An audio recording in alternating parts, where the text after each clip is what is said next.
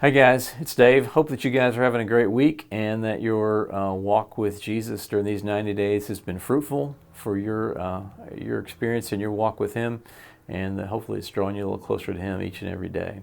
As Brent and Steve said the last 2 days, the book of Mark, which we're in now in chapter 3 today, is just one that is just like one story after another. Boom, boom, boom, boom, boom, and lots of excitement. Chapter 3 is just kind of the same way. I'm going to focus on the little part, the little first section today in our time together, but also make sure as you read today, you just walk through that whole thing, because in there he appoints the 12 disciples, and some other stuff happens in this chapter, so make sure you check all that out. But I wanted to focus on the first few verses there, and the first story that is told there by Mark. I'll read it together with me, if you would. It says, Mark 3, chapter 3, verse 1 says, "Another time he went into the synagogue, and a man with a shriveled hand was there. Some of them were looking," some of them being the Pharisees and the teachers of the law, "were looking for a reason to accuse Jesus. So they watched him closely to see if he would heal someone on the Sabbath. Jesus said to the man with the shriveled hand, 'Stand up in front of everyone.' Then Jesus asked them," again to the Pharisees, teachers of the law, "which is lawful on the Sabbath, to do good or to do evil, to save a life or to kill?"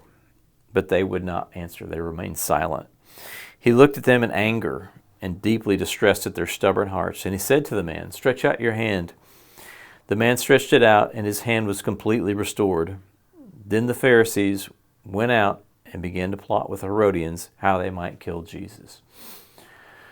I think the little lesson in this for us today is the idea that we have to be careful. A lot of times in church and in our religious life, sometimes we put things up as being really important, following this rule, following that rule. But the idea, and I think that the message that Jesus has for us, not only in this chapter, but throughout the Gospels, is that He came for people. He came to help people. He came to save people. He came to show us the Father. And so the idea that Jesus isn't about laws and He's not about rules. He's about showing God's love to people so that they can come and have a relationship with Him. And I think we see that here, because it says, how terrible is this?